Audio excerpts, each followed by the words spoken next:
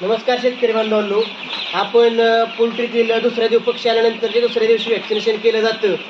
आपण ND vaccination करत आहोत. तर ह्या वॅक्सिनेशनचे फायदे काय आहेत, तोटे काय आहेत, हे वॅक्सिनेशन केलं पाहिजे काय, वॅक्सिनेशन कितव्या दिवशी केलं पाहिजे आणि वॅक्सिनेशन करणं किती जरुरी आहे, हा संपूर्ण व्हिडिओ मी माझ्या यूट्यूब चॅनलवरती टाकत आहे. तरी तो आपण सर्वांनी बघावा अशी विनंती आहे. आणि व्हिडिओ आवडल्यास व्हिडिओला लाईक, आपल्या चॅनलला सबस्क्राईब आणि कमेंट जरूर करा. धन्यवाद.